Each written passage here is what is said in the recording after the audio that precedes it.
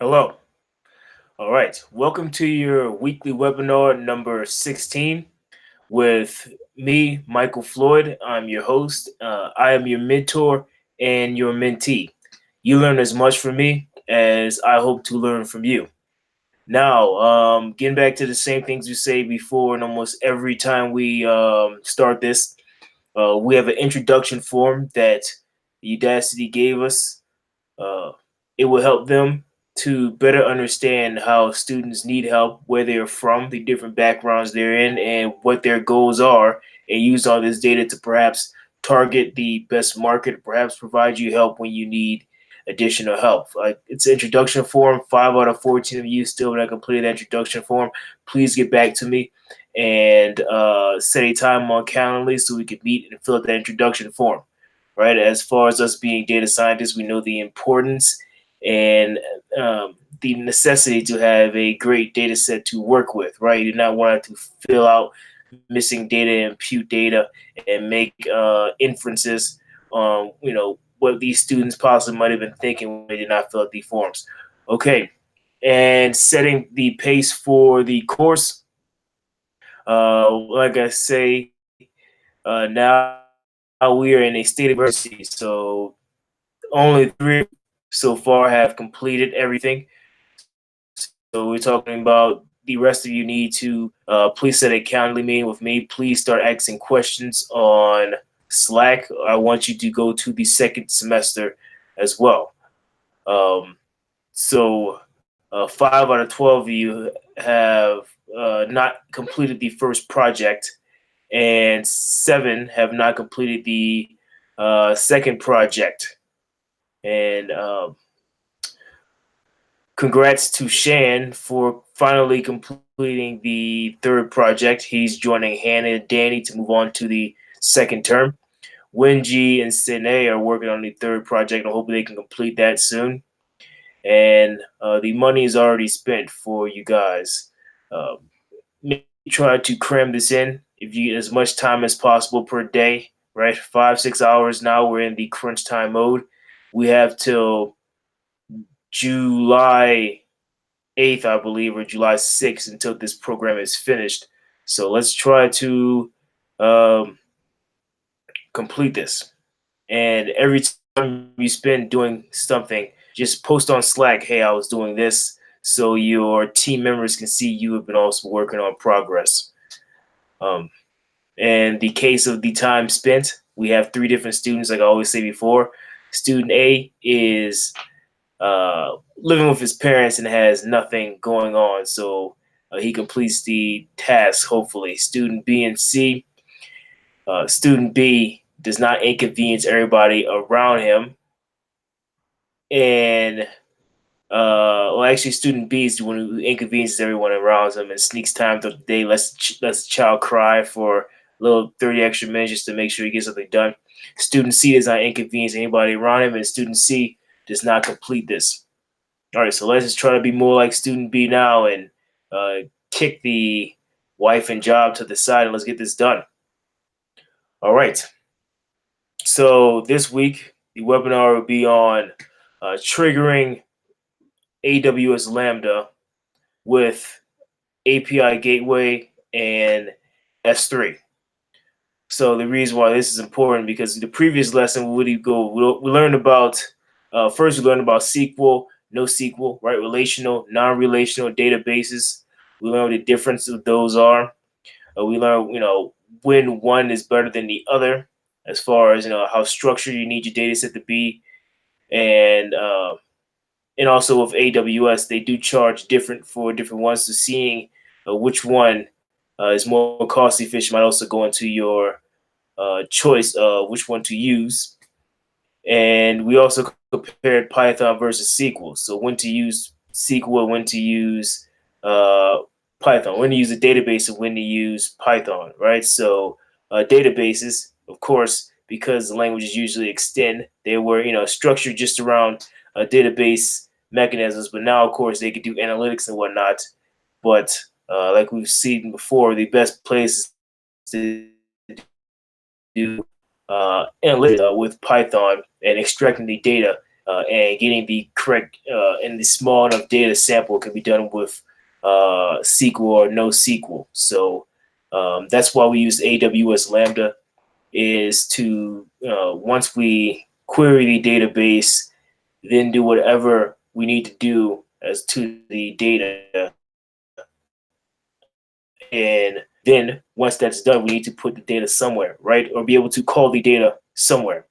And that's what this lesson will be on, is obtaining data from the Lambda functions with the API and um, triggering the Lambda function with S3.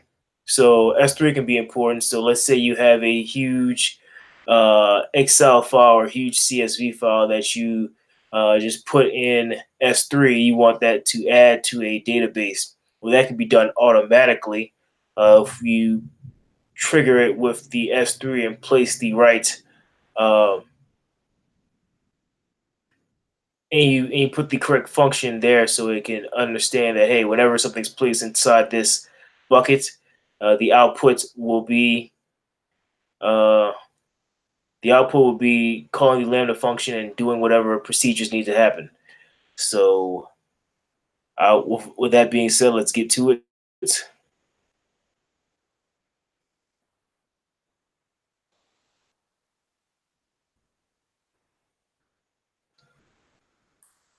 All right, my screen is shared.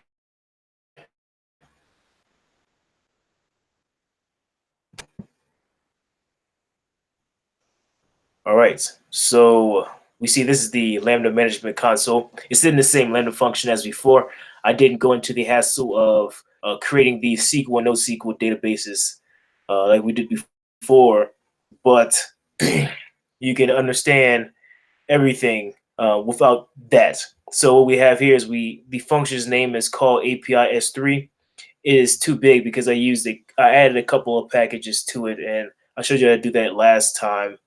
And also give you the links to. Yeah, I add a code package so it's too large. But what we can do is we can um, look at the Lambda function, and so this is the Lambda function. You have the import statements, and you have the Lambda handler, which the handler right here tells you you're going to use the Lambda function to call the Lambda handler. This is called this Python uh, document is called lambda function.py. So you use lambda function.py to call lambda handler. And so whenever the S3 or the API will be invoked, it's going to call an event dictionary. And for the API, what we're going to do is we're going to specify type as a parameter in the event dictionary. And because type is a parameter in the event dictionary and type is not a parameter in the S3 event key, we can just look to see if type is not in event keys to know that S3 was called. And um, so S3 is called. So we're going to use bottom3 resource, which pretty much gets whatever we need from AWS. And the bottom3 resource is going to be S3. So we're going to then get the bucket name and the old key from S3. And we'll do a couple of print statements to check on on CloudWatch whether we're doing the right thing. We're going to get the uh, file name, and what this function does is it takes the old file or the old image, because what I'm doing is I'm going to upload an image. So it's going to take the old image and it's going to place that old image in a new folder called new. And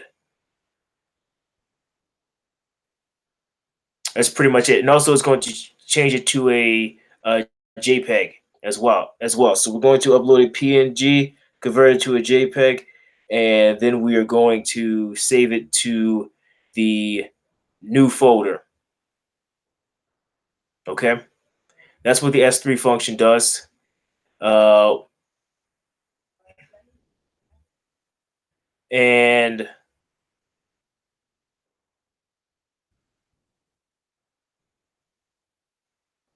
when the API is called, it's going to return, or it's going to print type is shown to provide API use.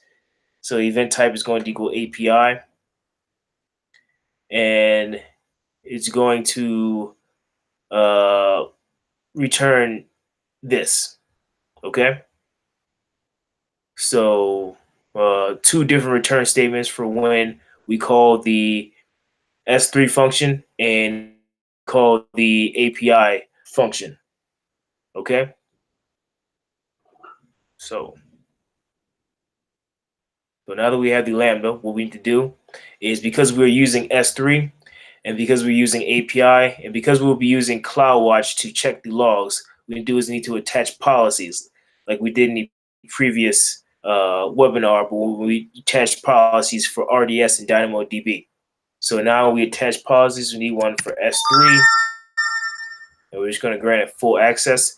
You don't have to have the policies have full access if you don't need full access. You could make them as specific as possible.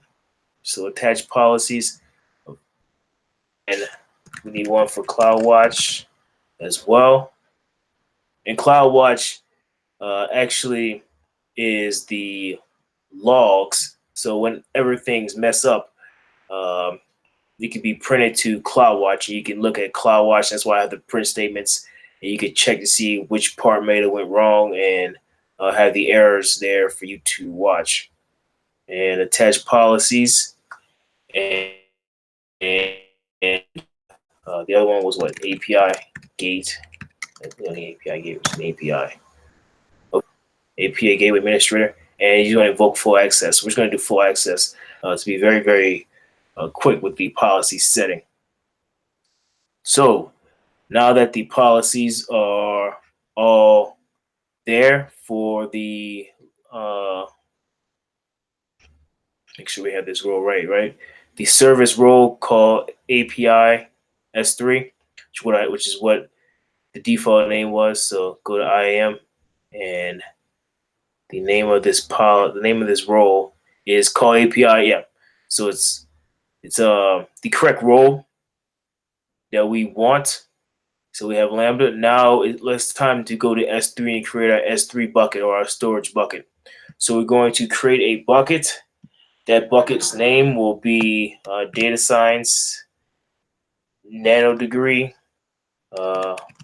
webinar number 16. The bucket names must be very, very unique. So I'm hoping nobody else has DSND webinar number 16. And going to click next. And if it did, it would say, hey, you cannot, it will give you a warning saying that you cannot do this. It's like previous, hold on. So if I were to, let me copy this, delete this, and put webinar 16 and try to do next, it'll say the name already exists. So the name be unique across all existing bucket names in S3. So anything that anybody could have thought of while we're using data science nanodegree webinar number 16. Click next. Versioning.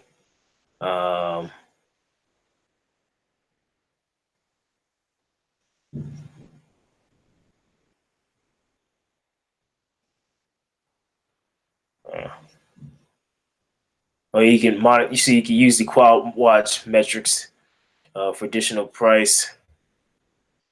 You do not want to block all public access, because then you cannot invoke with your Lambda function. Just gonna keep that as everything for no for now. And okay, create bucket. So now that we have the bucket, we're going to click on our bucket, and we're going to create two folders. The first folder we're going to create is called old, and that's how we can encrypt it. We should let AWS encrypt it, and old is good. Then we create another folder. We're going to call it new, and so save that as well. So now we have an old folder and we have a new folder. So what we're going to do to test the function, we're going to upload something into our old folder, an image, PNG image, right? So click add file, and let's say this one, and click upload.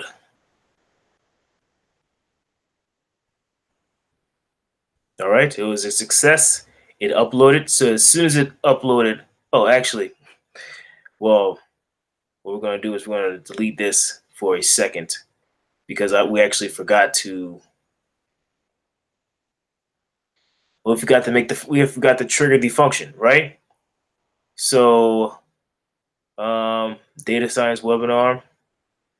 Let's go to properties, events. So you want to trigger the event first, of course, right? So going to add an event. The name will be, let's say, or 16. That'll be fine. And we're going to do it whenever a put event comes in. So whenever you put something inside of the bucket, it'll be called. And the prefix allows you to specify which folder, or perhaps not even a folder. I could do like old slash, make sure logo is the first. Um, yeah, make sure logo is in the first characters of whatever we're doing, or it could be a suffix, right? So only works for PNGs, only works for JPEGs. So yeah, you have a lot of discretion. You can use prefix and suffix to make sure whatever you put in a folder is correct, or you're doing different things for different things you can put inside the folder. And we're going to send this to a Lambda function, and that Lambda function's name is going to be called call API S3, which we have already uploaded into um, our Lambda. And I didn't show you this before, but the way we do it, when the package is too big and you have to add libraries from Python with S3, you can upload a zip file, you can upload it from AWS. I believe I showed you that in the previous one as well, but just making sure I uh, specify that. So save. Now that we have the event, now when we put inside the old folder, it will trigger that event. So we can go back to overview. We can go to the old folder, and now we can upload a file.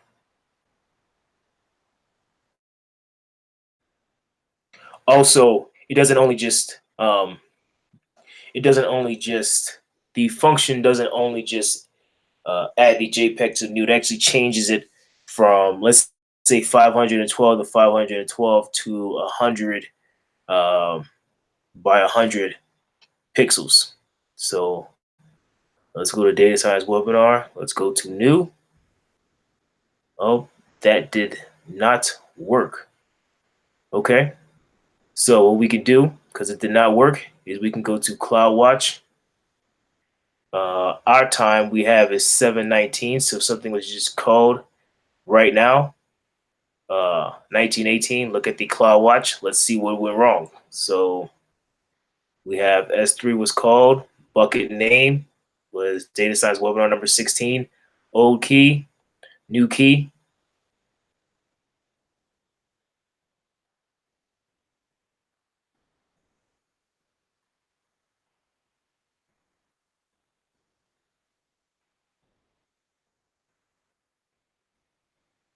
So that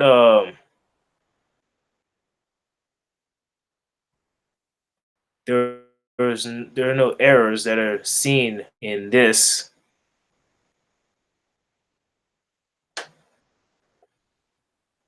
I'm wondering what uh, happened. Give me a second. Let's look over the Lambda function again. Make sure nothing possible went wrong. So let's see.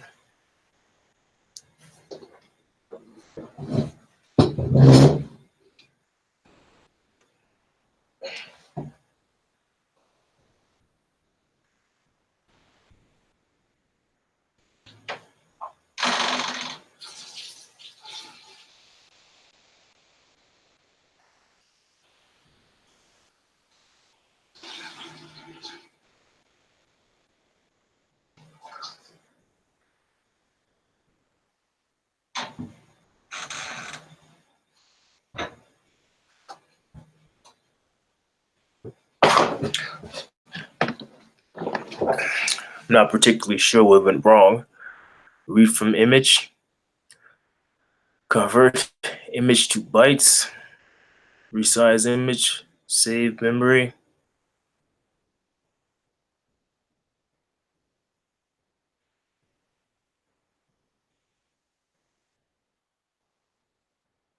It did not return process completed.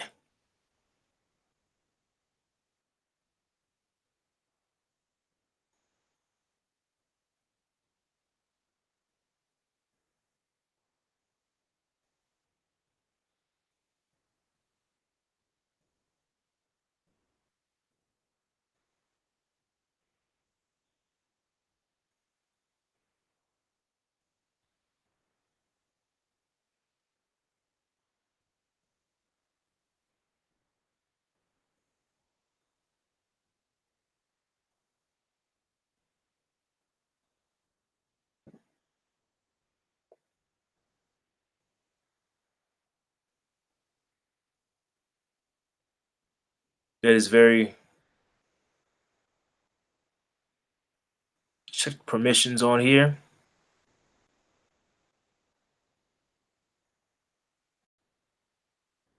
So public access is not locked.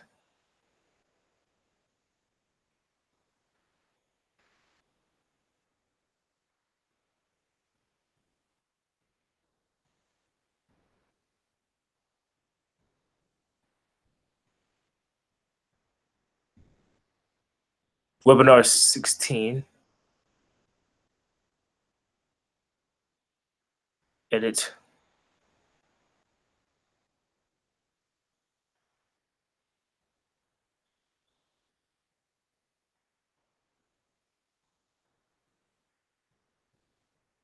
Let's try our object create events. Well, no, well, the event is triggered, so it should be all right. In the old, so the event is triggered.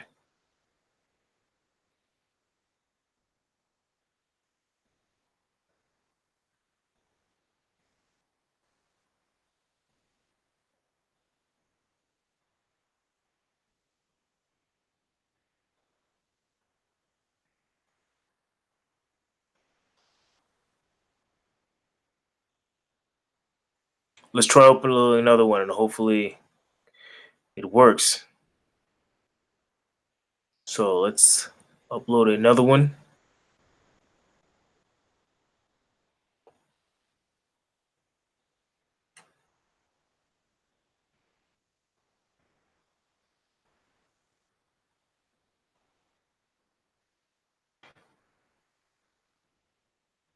So yes, okay. So they are both there. Um, all right, fantastic. I'm not sure what happened before, but yes, they are both there. As you can see, they should have been. So okay, maybe I didn't scroll down. I'm not sure before we up. So as you can see, this is the Lambda function was called. It was triggered, and it has placed two new images that we can see. It says it's the same name, but it has placed two images into the new folder. So and it's still named PNG, but we should change it to JPG because it is a JPEG now, but it's named PNG. So the names have not changed. I just want to show you just how quickly you can do things once you. I wanted to show you how to invoke the lambda function once you add anything into S3. So, and that's what happened just now. So now that S3 is done, we're going to go to API Gateway. And a little stuff about API gateways. It calls a RESTful API, and a RESTful API API is application program interface, and REST. Uh, He's not say what REST stands for, uh, but yes, I guess representational state transfer technology. Okay, so Prince, what it does is it allows two different softwares to um, connect and talk to each other, right? Two different programs. So we're going to be using that to, let's say, if we were on our desktop, or if we were using uh, Python or R, or basically any language that's up to date now, does have something, some kind of package to allow you to easily call RESTful APIs to get and put. Well, the options are get, put, post, and delete. And so you retrieve a resource, put or change or update a resource, post a resource, or delete or remove the resource. And you could use the REST API. Let's say if you were in Python, or let's say you were in some other language, and you needed to retrieve something from the database that needs to be changed with the Lambda function. You could use the API easily in any language in order to do that, which is why it's so good, because it's versatile and every language allows you to use APIs. And what the it's going to provide you once you request it is going to provide you a JSON. And a JSON is good because a JSON is very formatted, and you can put anything within a JSON. A list, as you can see right now, this is giving an example of what a JSON look like. But JSON is a very, very structured dictionary that you could then use in your programming language to then uh, observe or use data, whatever you have to that advantage. So we have now gone from our database um, requesting things and how we want things to be given to us from our database using the API. So let's go to API Gateway and create our API. We're going to create an API, and select whether you want like to create. We're going to create a REST API. This is going to be a new API, and our API name is going to be, let's say, webinar 16. Description, it's not necessary, but let's make the description webinar 16 as well. Main type is going to be regional. We're going to create the API.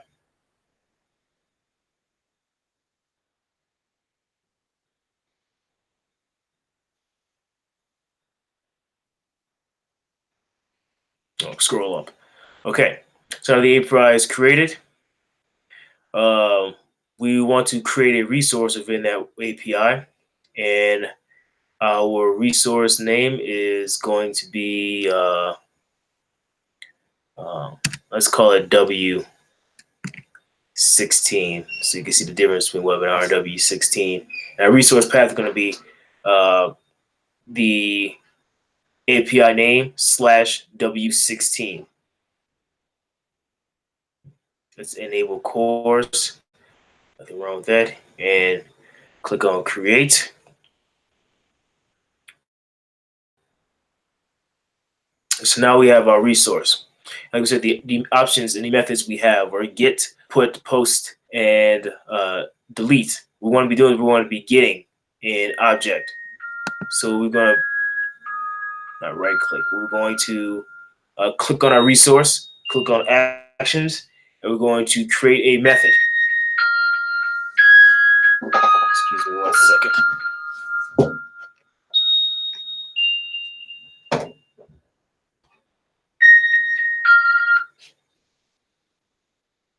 Okay. Alarm on phone. Okay. So we're going to action. Make sure you click on the resource. You're going to click action. Oh wait, I already did it. So we're going to create a method. The method we want is the get method. Click check right there. So our integration type, we're going to be using a Lambda function. Okay. And our Lambda region is East 2. our Lambda function name. Remember, it was like call API S3. As soon as you start typing, it shows up. Use the default timeout. This is what, 29 seconds. So save. It's just warning you about to let the API invoke permission. Let's click OK. So now we go to method request and the query parameters. So you can put as many query parameters as you need. We're just going to put one right now, and that one is type. And you can specify required caching. So many things you can do with the query parameters.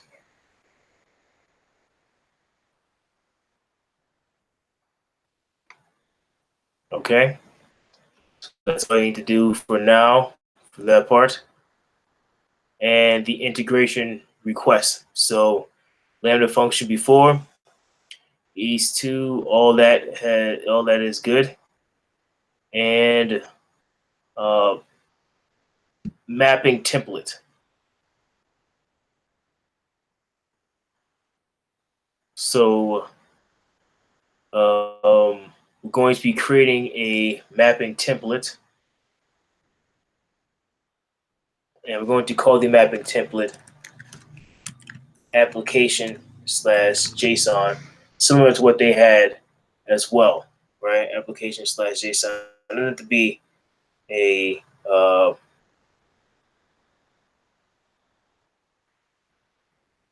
my bad.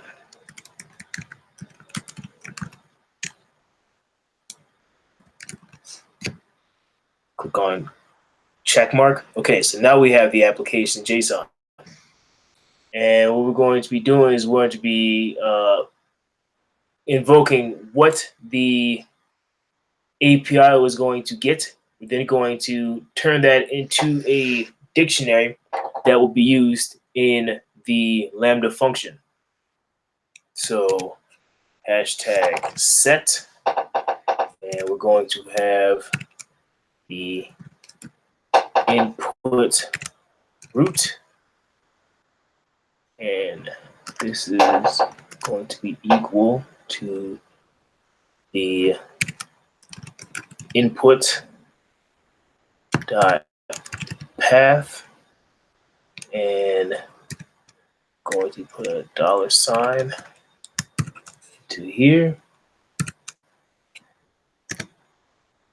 and now we can create the dictionary with the parameters that we used in the previous we were making our query parameters. So we can create a dictionary with the query parameters that we just created. We only created one, and that one is going to be type, and that's going to in dictionary be the input dot params, and from those parameters we're going to get what was we're going to retrieve what was given to us in the type. And so yes, that is it. So we have just created the type and put the type inside of the event dictionary that we are creating, right? So now the dictionary is even just, if you had another parameter, just put a comma and just more parameters. Okay.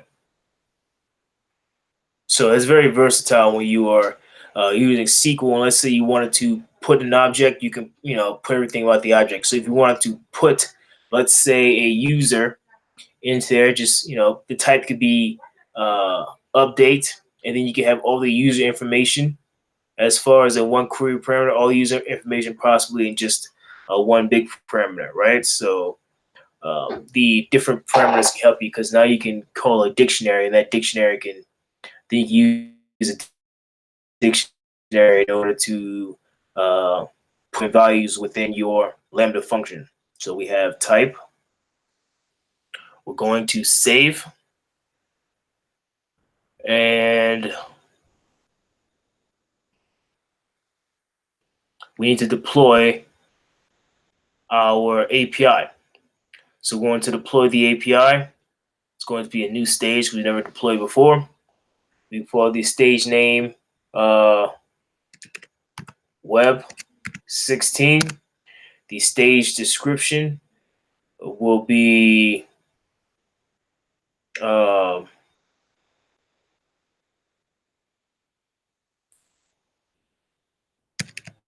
Web 16 as well. And deployment description will be Web 16. I'm not as artistic as I should be with my name. So let's deploy this. So scroll up. Now it says it isn't deployed, right? So it stages. So we call this URL / web 16, which is the deployment stage we were under, and then slash webinar 16, which is webinar 16, and then the event type. Okay.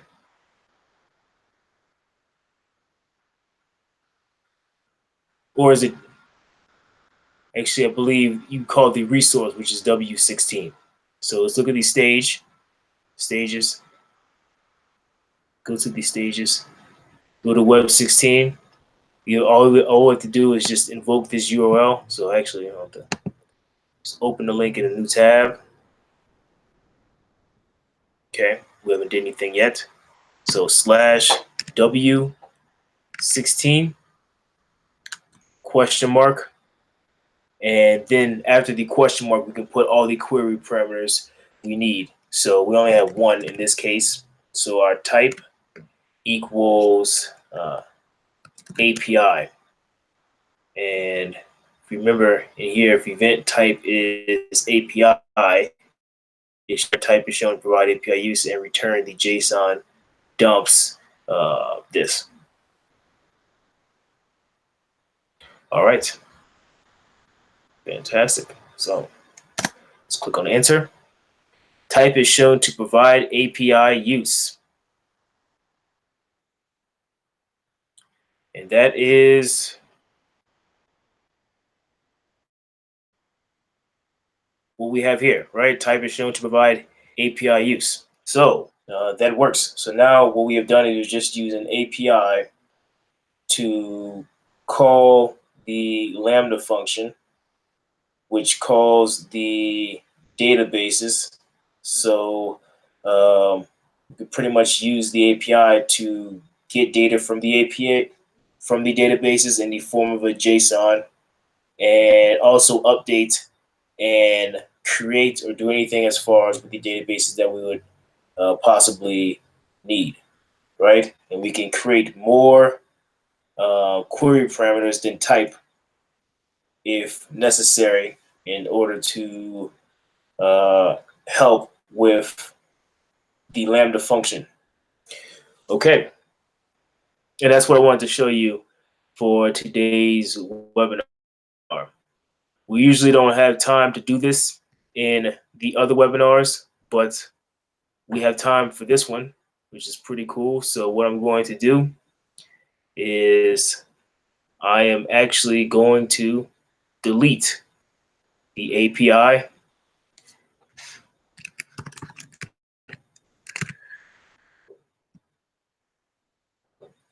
We usually don't have time in other webinars, so I'm showing you so for Amazon Web Services to delete everything. But yeah, you'd want to make sure you're deleting everything so you do not incur any charges. There are charges that incur when you are storing stuff in S3 or getting stuff, retrieving stuff, moving stuff from S3. So data science webinar, what we're going to do is we're going to delete this bucket as well. And data science now degree webinar number 16.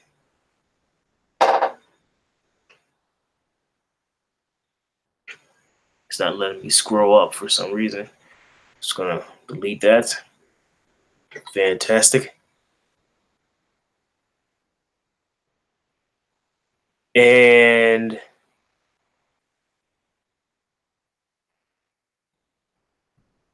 what was the last thing? The Lambda function. So we used Lambda, we used S3, and we used API. So I will delete the Lambda function.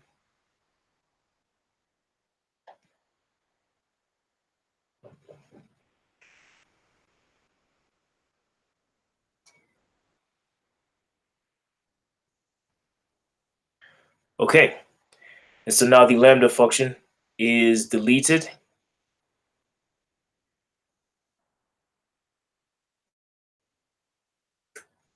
And also, what I did as well is I created a role for the Lambda function. Some things I actually don't.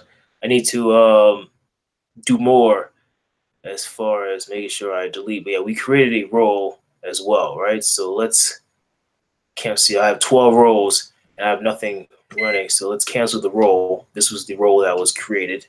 Let's delete this role. So now we've deleted the role. Okay. So everything is that we created is deleted, which is very good. And that is the end of the webinar. And if I look at the call API log, the last one was done was the one we did uh, before. Actually, it should be.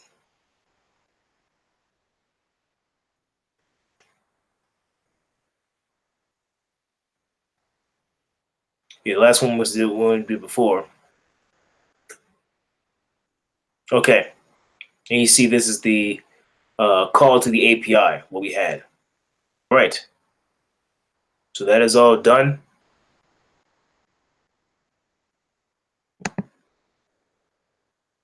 Google Hangouts.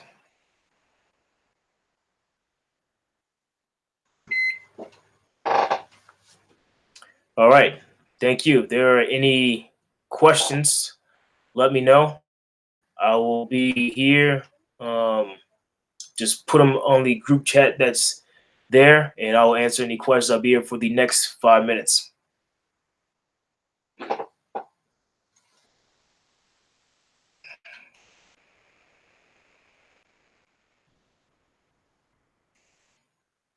And uh, meetings Tuesday, Wednesday, Thursday. Just let me know. Send me a Calendly time. I will be there, and let's make these next weeks of all our finishing strong. Okay. And I know it's possible, even for the ones who have not completed Project One, it's possible to begin jumping ahead and completing this as long as you get help when it's necessary. And I'm here to help you. So you should be able to finish if you attempted to finish.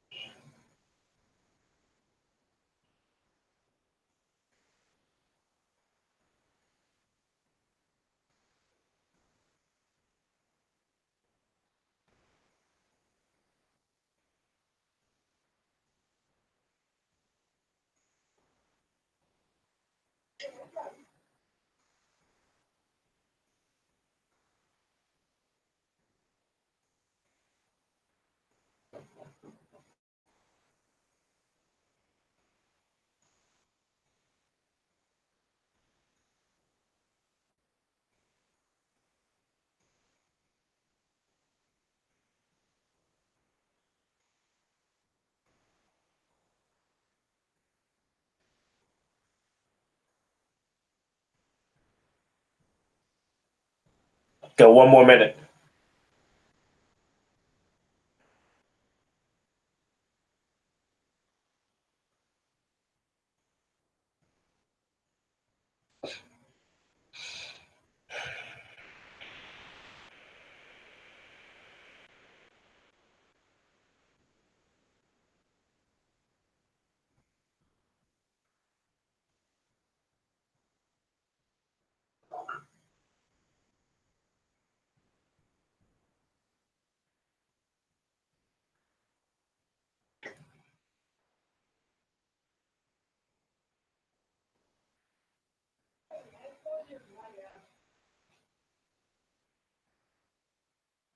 Somebody's working on the power outside.